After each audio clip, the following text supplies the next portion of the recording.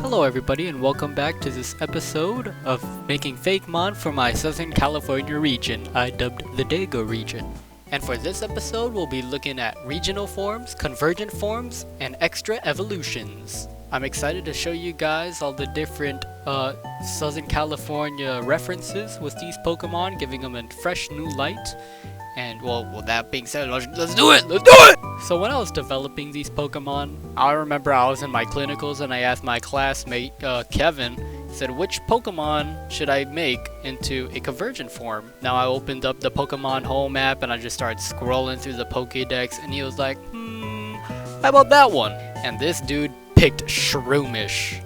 Oh my god, bro. What a challenge. I thought, how can I make this possibly so different that it is accustomed to the Southern California, Southern California atmosphere? It's just a mushroom and it turns into a fighting mushroom.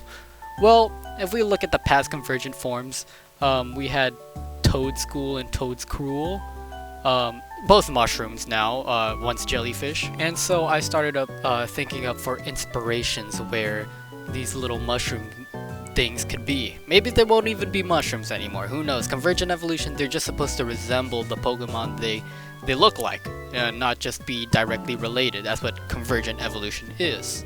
And so with that, like with a lot of my Pokemon, I designed the final evolution first, and then the first stagers. So with that being said, I introduce you to Musish, the one-note Pokemon, a steel normal type.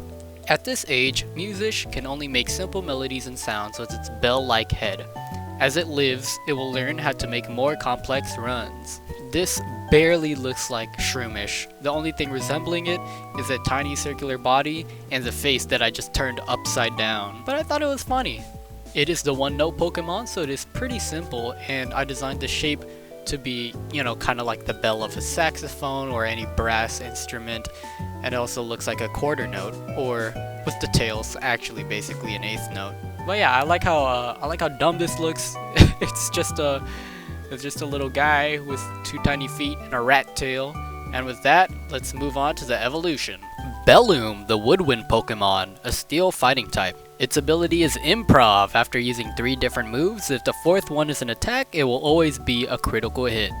Belloom is able to hold its breath for up to 30 minutes at a time to create music to attract other Pokemon. Once it has an audience, it encourages them to join in its performance. I turned it into a saxophone, but why? Alright, so let me explain my design process. All the way back in episode 1, I said I wanted to do a sea lion starter for my region, but Popley was taken. So instead, I wanted to take the sea lion and bring it here. Sea lions are a huge part of La Jolla. La Jolla being one of the more richer parts of San Diego, the more well-off places. They got golf cart stores over there. So what can I represent this more than just a golden sea lion that plays music referencing the La Jolla Playhouse? Saxophones are made of brass, but they look golden, but they're actually made of brass, but they're actually a woodwind instrument because you use a reed to play them. But you didn't know that. But yeah, I really liked how Breloom was kind of like on its hind legs, kind of like a kangaroo. It's kind of a mix of a kangaroo, a dachshund, and a sea lion, this design is. And when designing it, I'll show you guys the concept art here. I really just kind of wanted to change the bell of the mushroom and Breloom into the bell of a saxophone. I just thought it was like a very natural way of working things in. You could see it used to be a water type. I was considering it making a normal type because normal types are usually associated with sound and music type attacks. I just decided to keep the fighting to have like a more unique and more interesting type combination, being steel fighting. Its ability Improv is kind of based off of usually when you're improving in jazz music, you're kind of just going off doing whatever in the first bit, but usually when you want to end it off, you kind of end it off in the same cadence, so you can kind of let the other members of the band know when you're done. So that's why if the 4th one is an attack, it will always be a critical hit to have that same kind of consistency, just like in music. And so that was a design for a convergent form for this region. I like making convergent forms. It's very cool to just get a design and kind of work off of it. And maybe I'll do more. But next off, I want to show you guys my extra evolution. So in the older generations, probably like Gen 2, Gen 3, they just kind of added more evolutions, like one extra one to a bunch of double stages.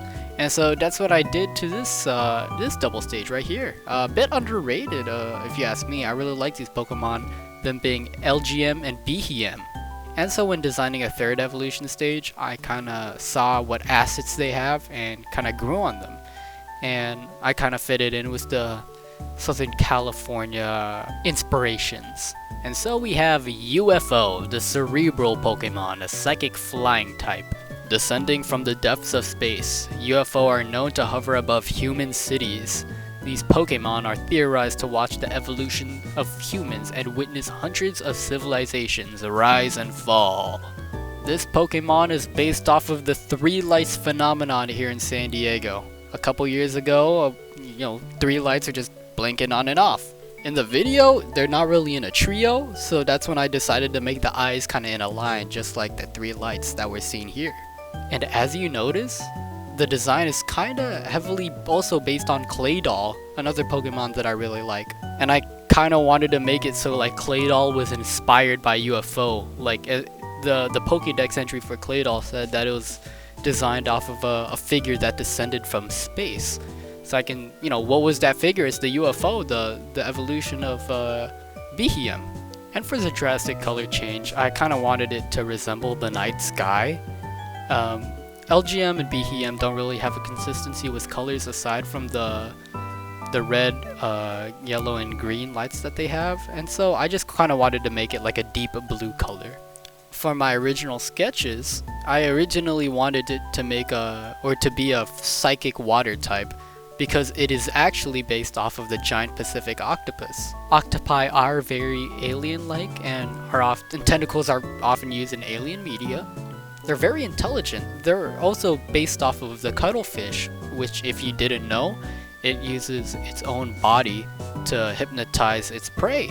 The depths of the sea and the depths of the space are very connected, I feel like, and both have an era of unknowing information from them. Like, we know more about the space than the sea.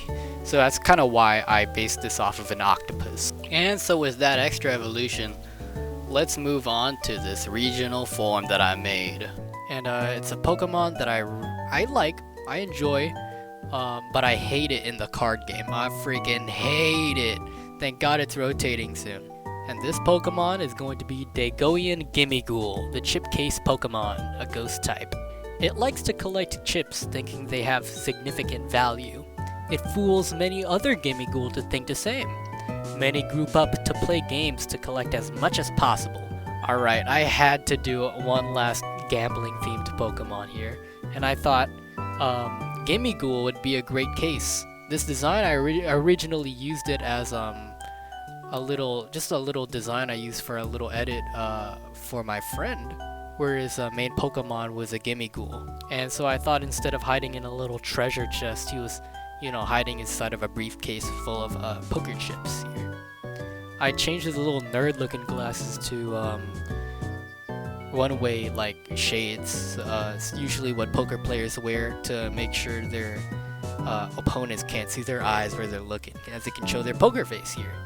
But yeah, I really like the design. It's pretty simple, but I feel like it's a cool little regional form switch here. And for the evolution, we have Hold'em Go, the dealer Pokemon, a Ghost to Dark type. Its ability is All In. All attacks will have a 50% chance of either doubling damage or missing. Hold'em Go will convince that the chips that make up its body are of value. Once they are convinced, Hold'em Go will pressure the victim into giving its belongings for its chips. The inspiration for his design, I kind of just wanted to make actually, this is one of the first instances where I made the first Evo, and then the second one. So I had a lot of shoes to fill, because I felt like Dagoian Gimmighoul was just pretty good in general. I knew I wanted this Pokemon to feel like stuck up, kind of like a mob boss kind of way. And I knew I wanted to replace the freaking string cheese here, so I made him wear a roulette hat, which I feel adds a lot to the design. Covers his eyes, makes him look a little bit more menacing. And he's wearing like a little dealer vest. He is a dealer Pokemon, he makes deals. The little belt that he used to wear is now like a big chip around him, and his legs are like cushions, like couch cushion material. His hidden ability is it's so funny, bro. It is so funny. But yeah, that's definitely not balanced whatsoever. And yeah, I kind of just made it because he's a gambling guy. I really like the shiny. It looks like some good old felt. So yeah, from on the mat on the table. And yeah, I'm just overall really happy with this design. Here's the concept art. You can see that I wanted him in a very more scary pose down there, but yeah, it kind of just didn't really work out. I wanted him to fit like kind of the original Golden Go pose, so I drew that one at the top, and it worked pretty well. But the thing is, I wanted his head to be tilted down to really show the roulette table, which is what I did in the final product. And the name, ooh, I kind of just love the name though. It's based off of the game Poker Texas Hold'em, which is a form of poker. And Golden Go, Hold'em Go. It's like, I don't know, I just felt like my brain grew 3 times bigger when I came up with that name. So yeah. Now, if you didn't know, Coughing and Wheezing's original name were LA and NY, based off of the pollution of the US cities of Los Angeles and New York. And when I planned on making this Southern California region, of making one that has Los Angeles in it, come on bro, how can I not pass up the regional coughing form? Yes, we have Galarian coughing and wheezing, but I'm really happy with this these Pokemon that I cooked up here. So to start off these guys, we have Dagoian Coughing, the poison gas Pokemon, a poison dark type. This Pokemon is a manifestation of all the toxic carbon dioxide within the habitat it resides in. The more toxins it intakes, the more likely it will succumb to overtoxicity. This guy's freaking dying, bro. This design is very simple. It's based off of those cartoony virus depictions with a bunch of flagella? Not flagella. Flagella is like wiggle around, but the protrusions you see them often have. And so yeah, this line is very very heavily based off of like smoke, just disgusting like car smoke, cigarette smoke, any kinds of smoke that you find in these big cities. It also represents like the danger of like smoking, as you guys can see with this next evolution, Dagoian Wheezing, the poison gas Pokemon, a poison dark type. Both of the heads bicker on who gets more oxygen.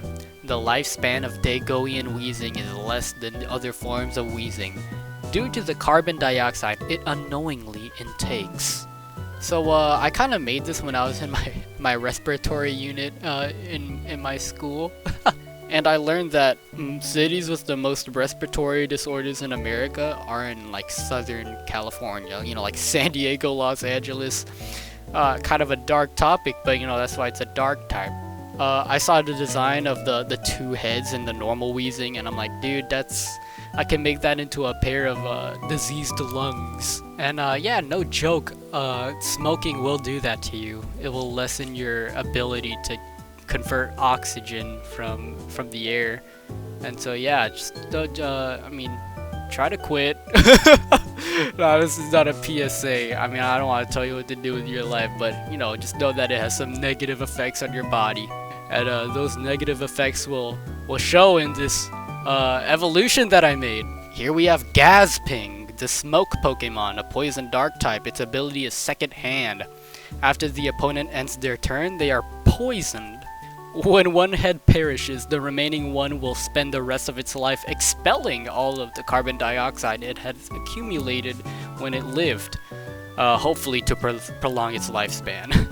So the other lung has died, it shriveled up, and the remaining one collapsed and turned into a pompadour, revealing what it's also based off of, which is Southern California biker culture. Here you get the bad dudes with the bad toots, with one cigarette in one hand, with their Harley riders expelling off smoke in the air. That's kind of what I was going for this Pokemon. And so I thought that combination of, smoke, smoking, biker culture, pompadours, you know, it all made sense to me. It was this design. I'm very happy with it.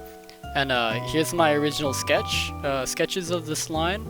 And yeah, everything kind of came out pretty well. And I like the pompadour because I like Josuke too, but we don't talk about that. But I really like this line. I like how I like how in the new one, the render, the final render of Gasping, I made him more lumpy and wrinkly and show how, you know, messed up he is after inhaling all that CO2.